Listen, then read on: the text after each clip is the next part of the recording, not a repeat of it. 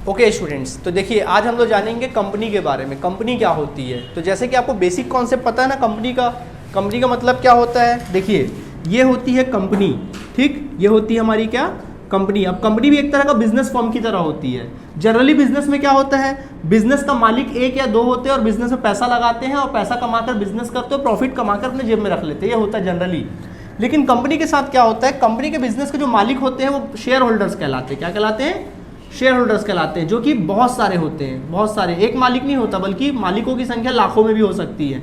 जितने number of shares उतने company के क्या हो सकते हैं, मालिक। अगर नंबर ऑफ शेयर्स जैसे 1 लाख शेयर्स है तो कंपनी के मालिक कितने हो सकते हैं, 1 लाख तक के कंपनी के मालिक हो सकते हैं। क्लियर है?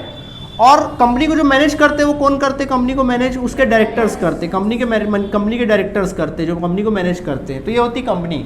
शेयर होल्डर कंपनी में पैसा लगाते हैं, कैपिटल लगाते हैं, टुकड़ों में कैपिटल लगाते हैं। हर शेयर होल्डर 10-10 रुपए देता है। ऐसे करके 1 लाख लोगों ने 10 रुपए दिया, 10 लाख रुपए आ गया, उससे बिजनेस किए, फिर उनको पैसा क्या कर दिए, लौटा दिए। ये कंपनी का सिस्टम होता है, ठीक है। तो कंपनी के रोल है, कोई दिक्कत। अब कंपनी के डेफिनेशन के बारे में जानते हैं। तो क्या होता है भैया कंपनी का डेफिनेशन, देखिए a company is an artificial person. देखो कंपनी जो है एक पर्सन की तरह होती है, लेकिन कैसी पर्सन होती है, आर्टिफिशियल। हम लोग नेचुरल पर्सन है, हम लोग कैसे पर्सन है, नेचुरल। हम लोग ने बाकायदा जन्म लिया है, लेकिन कंपनी पर्सन तो है लेकिन वो आर्टिफिशियल है। देखो चीने पत्थर ईटा का बना हुआ है ना, लेकिन इसको पर्सन की तरह ट्रीट कर रहे हैं, पर्सन की तरह ट्रीट कर रहे हैं। कैसे ट्रीट कर रहे हैं अपन लोग, पर्सन की तरह। जैसे मान लीजिए कोई कंपनी अमेजॉन कंपनी है, अभी अमेजॉन कंपनी किसी प्रकार का गलत करती है, आपको केस करना उसके ऊपर, तो आप केस कैसे करते हो, कंपनी के मालिक के ऊपर, मालिक को पता कर केस करते हो या कंपनी के नाम से केस करते हो, कंपनी के नाम से केस करोगे। यानी कि आप मालिक के ऊपर केस नहीं कर रहे हो, उस कंपनी के नाम से केस कर रहे हो। यानी कंपनी अपने आप में क्या है, एक पर्सन है। तो क्या बोला, company is an artificial person, एक आर्टिफिशियल पर्सन है विच क्रिएटेड बाय लॉ, जो किससे क्रिएट हुई है, लॉ से क्रिएट हुई है, कानून से क्रिएट हुई है। सोना नहीं है, सुनो ढंग से, किससे है, क्रिएटेड बाय लॉ। किससे क्रिएट हुआ है, कानून से क्रिएट हुआ है, लॉ। देखो लॉ से बनाया गया। सर लॉ क्यों आ गया है बीच में, लॉ का मतलब क्या होता है। देखो अगर आप अकेले काम करते हो, जनरली आप अगर अकेले काम करते हो तो क्या आपको किसी रूल्स रेगुलेशन की जरूरत है, अपनी मर्जी का उठोगे, जब मर्जी तब दुकान खोलोगे, जब मर्जी तब दुकान नहीं खोलोगे, जाना है जाओगे, नहीं जाना नहीं जाओगे, बिंदास रहोगे, कोई रूल रेगुलेशन की जरूरत नहीं है। अकाउंट्स रखना है रखोगे, नहीं रखना है नहीं रखोगे। लेकिन अगर 2 लोग मिलकर बिजनेस कर रहे हो या 2 लोग मिलकर काम कर रहे हो, किसी प्रकार का भी काम अगर 2 लोग मिलकर कर रहे हो, तब आपको थोड़ा सा रूल्स रेगुलेशन लेके चलना पड़ेगा। आपस में एग्रीमेंट करोगे, बैठ के विचार विमर्श करोगे, ऐसा आपको बनाना पड़ेगा, ठीक है।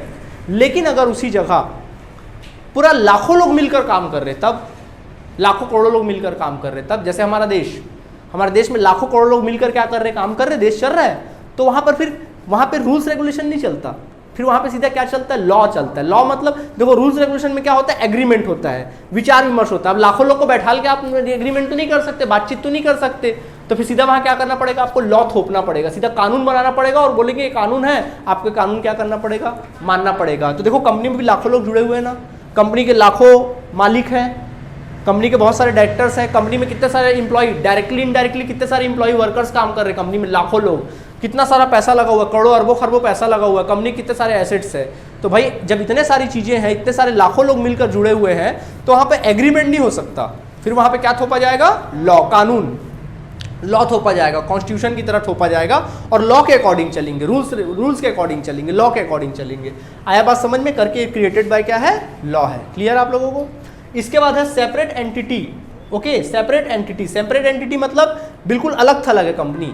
जनरली देखना एक बिजनेस होता है, जैसे मान लीजिए एक बिजनेस है, आपका कोई बिजनेस है, आपका एक दुकान है, तो दुकान में आपका और दुकान से आपका जुड़ाव रहेगा, उसके मैनेजमेंट में बाकायदा आप हिस्सा लोगे, उसमें जो भी कोई भी परेशानियां होगी, जो भी होगी आप खुद झेलोगे।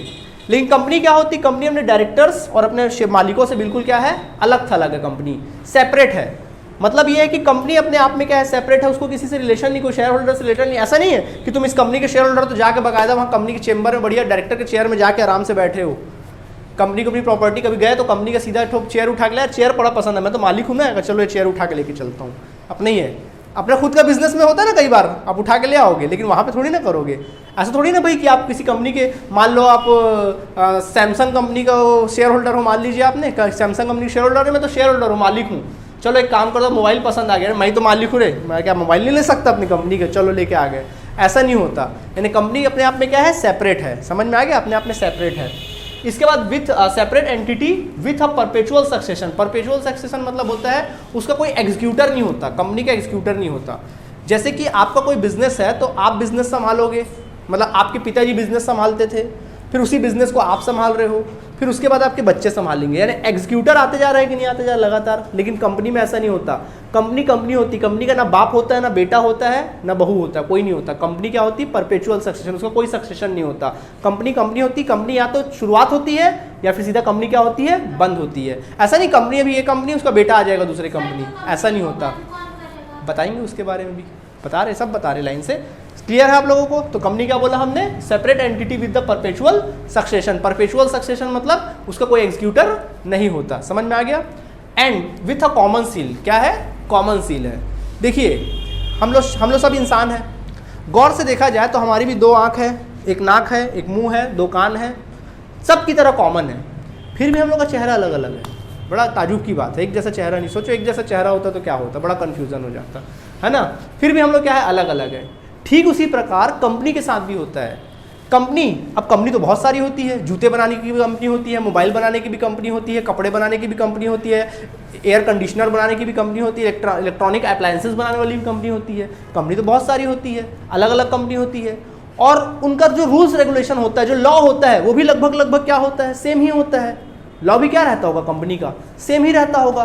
तो उस कंपनी को अलग कौन बन करता है? उस कंपनी को अलग क्या होता है? क्या उस कंपनी को अलग बनाती है? तो उसका क्या बनाता है? Common seal.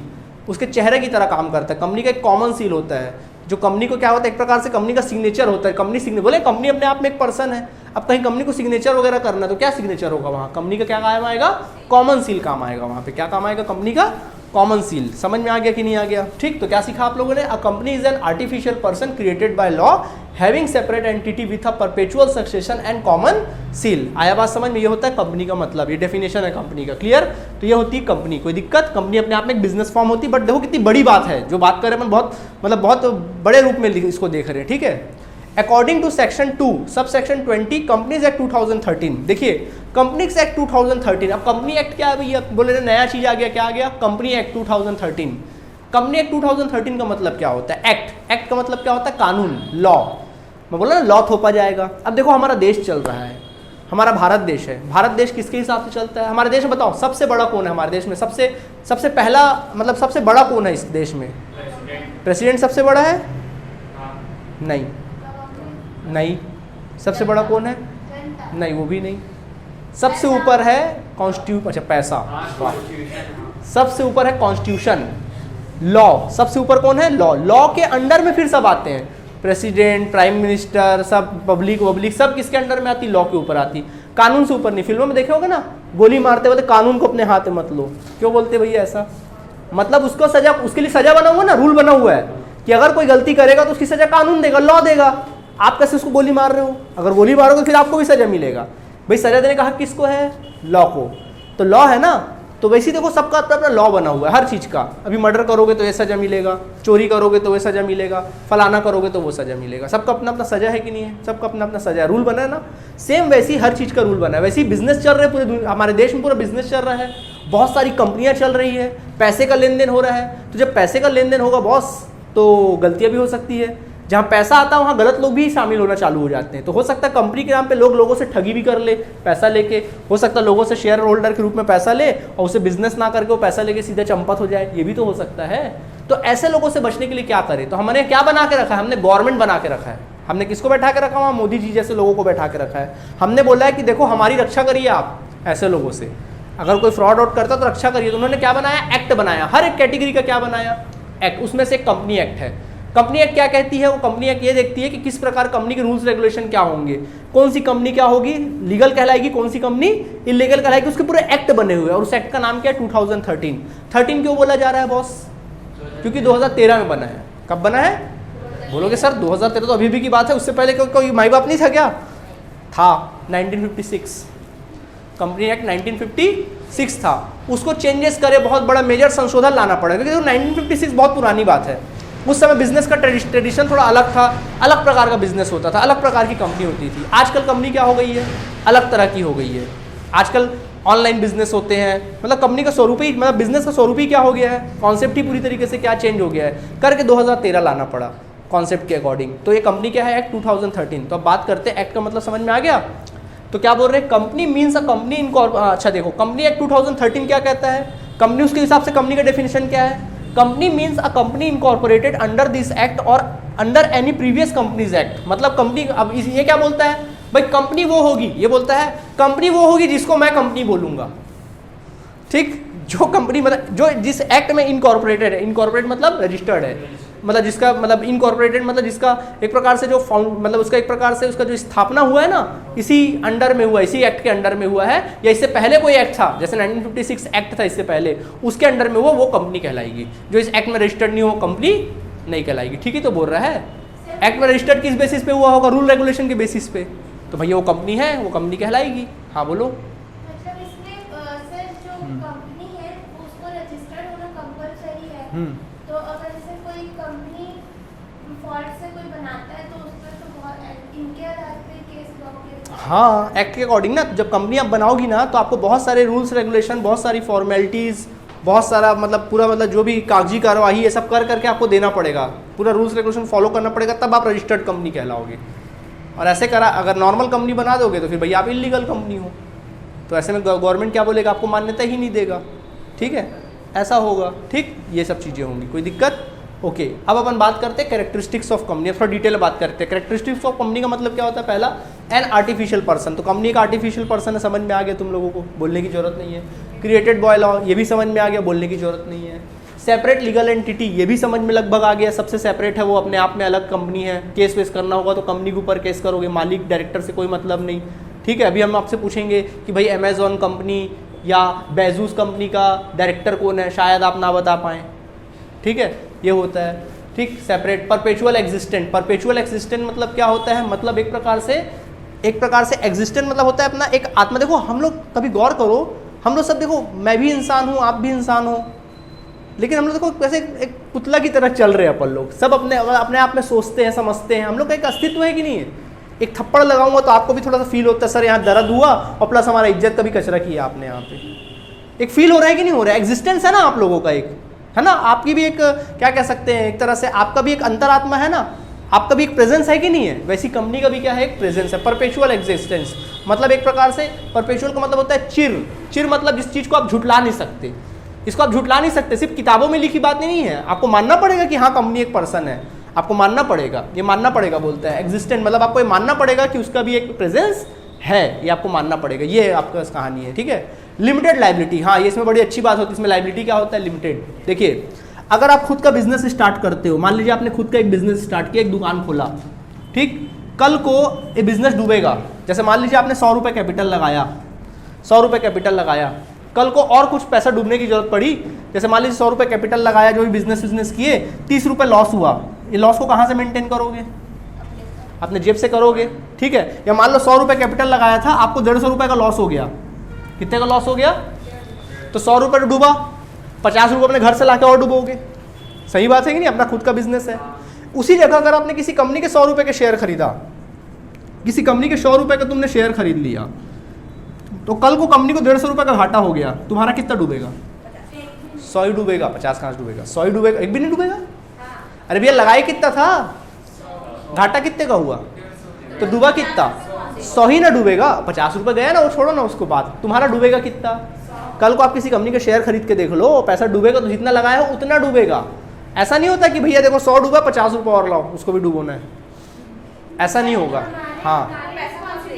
हाँ, जैसे आप शेयर खरीदे किसी कंपनी के, एक प्रकार से मालिक बने आप उस कंपनी के, तो आपने शेयर खरीदा और कल को कंपनी घाटे में चले गई, घाटा कितना भी हुआ हो, आपका कितना पैसा डूबेगा, जितना आपने लगाया है उतना ही डूबेगा।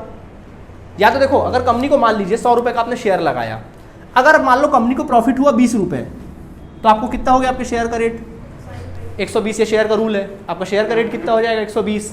कंपनी को प्रॉफिट हुआ 30 रुपये, तो आपका शेयर का भाव कितना हो जाएगा, 150 रुपये हो जाएगा। 30 जुड़ जाएगा, 120 था, 30 प्रॉफिट हुआ, 150 हो जाएगा। कल को कंपनी को घाटा हो गया 40 रुपये का, तो आपके शेयर का रेट कितना हो गया, 110 हो गया। ठीक, और कभी कंपनी को मान लीजिए घाटा हो गया 150 रुपये का, तो अब क्या शेयर का रेट 0, 110 डूबा, 40 रुपये आपके घर नहीं आएगा लेने के लिए, कंपनी हो जाएगा वो, पढ़ेंगे धीरे समझ में आएगा वो भी बातें। क्लियर हुआ कि नहीं हुआ? मतलब जितना पैसा लगाओगे उतना ही डूबेगा, लिमिटेड लाइबिलिटी है। आपका घर का पर्सनल प्रॉपर्टी इन्वॉल्व नहीं होगा। आपने अगर 20,000 रुपये लगाया तो 20,000 ही डूबेगा, आपका घर का पर्सनल प्रॉपर्टी नहीं इन्वॉल्व होगा। समझ में आ गया? यानी लाइबिलिटी क्या होती है? लिमिटेड लाइबिलिटी होती है। नहीं समझे? आ गया? कॉमन सील समझा दिया। ट्रांसफरएबिलिटी ऑफ शेयर्स, शेयर्स को आप ट्रांसफर कर सकते हो, मतलब अपना मालिकाना ट्रांसफर कर सकते हो। जैसे कि देखिए, देखो इसका मतलब क्या होता है, सपोज आपने किसी कंपनी का शेयर खरीदा, आपने किसी कंपनी का शेयर खरीदा, मान लीजिए कंपनी का शेयर, जैसे कंपनी ने शेयर इशू किया, ठीक है, और आपने एक कंपनी का 100 रुपये का शेयर खरीद लिया। कितने रुपए का शेयर खरीदा? 100 रुपये का। अब 100 रुपये का शेयर खरीद लिया, मतलब आपने कंपनी से 100 रुपये का शेयर खरीदा, 100 रुपये का शेयर खरीदा, तो कंपनी को 100 रुपये आपने दिया। कंपनी को आपने कितने रुपये दिया? 100 रुपये दिया। आपने कंपनी को 100 रुपये दिया और कंपनी ने क्या दिया? अपनी कंपनी के शेयर दिया। तो शेयर कैसे देगी? एक प्रकार से कागज़ का टुकड़ा देगी, बॉन्ड टाइप का। आपको दी 100 रुपये का दे दी, तो आपको क्या किया? कागज़ का टुकड़ा दे दिया। आपको दे दिया कागज़ का टुकड़ा और अपने से 100 रुपये ले लिया। मैं मान लो कंपनी हूँ, तो मेरे पास कितना रुपया है? 100 रुपये है मेरे पास। तो मेरे पास 100 रुपये, मैंने 100 रुपये बिजनेस में लगा दिया। अब आप क्या बता रहे हो दुनिया को? कागज़ दिखा दिखा के कि मेरे पास फलानी कंपनी का 100 रुपये का शेयर है, बता रहे हो। बिजनेस में लगा, कंपनी ने प्रॉफिट कमाया, तो मान लीजिए कंपनी ने 20 रुपये प्रॉफिट कमाया। अब आपके शेयर का रेट कितना हो गया? 120। मेरे पास आओगे ना, बोलोगे सर वो 20 रुपये दो ना? नहीं दूंगा। रूल में नहीं है, आपका शेयर का सिर्फ भाव बढ़ेगा, पैसा नहीं मिलेगा। समझ में आया? कल को कंपनी ने 30 रुपये प्रॉफिट कमाया, 30 रुपये प्रॉफिट कमाया, तो आप बोलोगे सर दो ना 30 रुपया? नहीं देंगे 30 रुपये। बता रहे हैं, आ रहा हूँ ना, सब में आ रहा हूँ। वही 30 रुपये हुआ, तो आपके शेयर का रेट कितना हो गया? 150। अब आप बोलोगे सर मुझे पैसे की आवश्यकता है, मेरा 150 रुपये दो। मेरे पास आओगे? नहीं दूंगा, रूल है, मैं नहीं दूंगा। कंपनी के पास नहीं जा सकते आप। तो आप बोलोगे सर मुझे इसको कैश में बदलना है, मैं कैसे बदलूँ कैश में? तो भाई आप किसी और को क्या कर दो? इसको सेल कर दो। क्या कर दो? सेल कर दो। अगर आपको कैश में कन्वर्ट करना है तो शेयर को किसी और को क्या कर दो? बेच दो। तो आपने शेयर को क्या किया? किसी और व्यक्ति को क्या कर दिया? बेच दिया। 150 रुपये आपके अकाउंट में क्या हो गया? आ गया।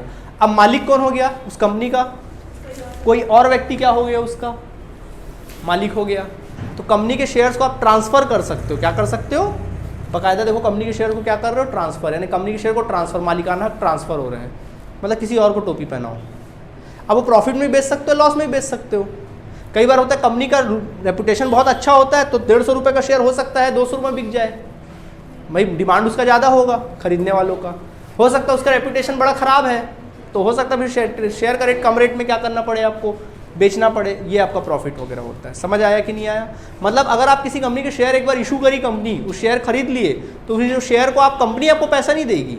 कंपनी पैसा कब वापस लौटाएगी? जब कंपनी बंद होगी तब पैसा कंपनी लौटाएगी। अदरवाइज वो शेयर क्या हो रहेगा? नाचते रहेगा। 100-150 साल तक वो शेयर क्या रहेगा? नाचते रहेगा। आया बात समझ में? हाँ हाँ, होता है ऐसा, बिल्कुल होता है। हाँ, और कोई कुछ बोल रहा है? हाँ सर वो पैसा कम ज़्यादा फिर कैसे होगा? मतलब आप बोले कि 200 हो सकता है, उससे कम। हाँ, मतलब कंपनी का रेपुटेशन अगर अच्छा है, तुम बेचने लिख ली, जैसे 150 रुपये तुम्हारे शेयर का वैल्यू 150 रुपये है। अब कंपनी का मार्केट वैल्यू बहुत अच्छा है, इसकी अर्निंग जो कैपेसिटी बहुत अच्छी है, और तुम बेचने निकली, बोली मेरे पास फलाने कंपनी का शेयर है, बेचना है। लोग आ जाएंगे, अब हाँ मैं खरीदने को तैयार हूँ, मैं खरीदने को तैयार हूँ। हाँ आप जितना रेट बोलोगे वो आप दे सकते हो उसमें। जैसे 200 बोले, 300, जो भी मार्केट वैल्यू रहता है शेयर का, मार्केट वैल्यू पढ़ेंगे उसके बारे में भी, शेयर का मार्केट वैल्यू कैसे निकालते हैं। वो मार्केट वैल्यू रहता है, आप उससे कम ज़्यादा में नहीं बेचते, वो रहता है एक मार्केट वैल्यू। तो आप बेच दिए तो आपको फ़ायदा हो गया। कई बार कंपनी का रेपुटेशन अच्छा नहीं है, तुम बोले बेचना है, कोई आ ही नहीं रहा है खरीदने के लिए, क्या करोगे? औने पौने रेट में निकालना है, ऐसा हो जाता है। ठीक है, ऐसा है। इसके बाद है separation of management from ownership. तो जैसे कि हमने बोला कि बिजनेस के ऑनर कौन है, बताओ यहाँ पे, कंपनी का ऑनर कौन है? जनरली आप अपना खुद का बिजनेस करोगे तो ऑनर हो, आप वहाँ जाके मैनेजमेंट करोगे, पूरा मालिक ही क्या करेगा? उस बिजनेस को पूरा देख रेख करेगा, देखेगा, पूरा मैनेज करेगा। लेकिन कंपनी में ऐसा होता है कि ऑनर कभी मैनेज नहीं करता, उसको मैनेज कौन करता है? कंपनी के बाकायदा मैनेजर होते हैं, कंपनी का सेक्रेटरी होता है, कंपनी के डायरेक्टर्स होते हैं, वो उसको मैनेज करता है। आया बात समझ में? तो मतलब क्या हुआ कि कंपनी में ऑनरशिप का मैनेजमेंट से बिल्कुल नाता अलग अलग है। ऑनर जाके वहाँ बिजनेस को मैनेज नहीं करता, बल्कि उसके लिए बाकायदा MBA होल्डर जैसे लोग क्या होते हैं वहाँ जाके मैनेज करते हैं। समझ में आ गया? मैनेजर्स अलग होते हैं और बिजनेस के ऑनर अलग होते हैं, सेपरेट होते हैं। A company is not a citizen. Company एक पर्सन तो है बट सिटीजन नहीं। सिटीजन कौन होता है? जो जन्म लेता है। हम जैसे लोग क्या है? सिटीजन है। लेकिन कंपनी सिटीजन नहीं हो सकती। कंपनी एक रेसिडेंट हो सकती लेकिन सिटीजन नहीं हो सकती। क्लियर? इसके बाद है डेमोक्रेटिक मैनेजमेंट। डेमोक्रेटिक मैनेजमेंट मतलब क्या होता है, देखिए कंपनी के शेयर होल्डर लाखों में होते हैं, हज़ारों में, लाखों में। मान लीजिए इस कंपनी में 10,000 शेयर होल्डर है। कितने शेयर होल्डर है? 10,000 मान लो शेयर होल्डर है। अब मान लो कंपनी में कोई डिसीजन लेना है। कंपनी ने सोचा अभी तक मोबाइल फ़ोन बनाते थे, अब से हम लोग लैपटॉप बनाएंगे, तो इसका डिसीजन लेना है। तो भैया कंपनी के मालिक तो बहुत सारे हैं, कोई बोलेगा हाँ, कोई बोलेगा ना। तो कैसे फैसला करेंगे? वोटिंग करेंगे। 10,000 लोगों में क्या करेंगे? वोटिंग करेंगे। अगर 51% से ज़्यादा लोगों ने या 51% लोगों ने यस बोला तो यस, नो बोला तो नो। आया बात समझ में कि नहीं आया? जितना ज़्यादा शेयर होल्डर, डेमोक्रेटिक मैनेजमेंट, जो जैसे डेमोक्रेसी से चलता है ना, जनता चुनती जैसे, वैसे यहाँ पे शेयर होल्डर डिसीजन लेते हैं। ऑलराइट, ठीक है। इसके बाद बच्चों आता है number last, winding up of a company by law. Company बंद होती है सीधा, और कंपनी बंद कैसे होती है? लॉ के अकॉर्डिंग बंद होती है, कानून के अकॉर्डिंग। जैसे कंपनी कानून से क्रिएट होती है, वैसी लॉ के ही अकॉर्डिंग क्या होती है? बंद भी किया जाता है। हाँ, कुछ पूछना है? बोलो। सर अगर कोई सिंगल पर्सन ही वो 51% ले लिया तो हाँ, उसके बाद अभी पढ़ाएंगे, टाइप्स ऑफ कंपनी पढ़ाऊंगा ना, तो उसमें बताऊंगा उस बात को कि अगर कोई सिंगल पर्सन होल्ड करके रखा 51%, तो हाँ फिर मालिक कहलाएगा। उसने यस बोला तो यस, नो बोला तो नो। हाँ, अभी टाइप्स ऑफ हाँ, तो ये हमने कंपनी के बारे में जाना। तो कंपनी के बारे में अच्छे से जाना कि नहीं जाना आपने? थ्योरिकल बात, ये सब थ्योरिकल बात थी कंपनी के बारे में। कल हम लोग टाइप्स ऑफ कंपनी पढ़ेंगे कि आपके देश में या पूरी दुनिया में कितने प्रकार की कंपनी होती है, उसके बारे में चर्चा करेंगे। तो आज की क्लास के तक काफ़ी, अगली मुलाकात नेक्स्ट क्लास में। Thank you.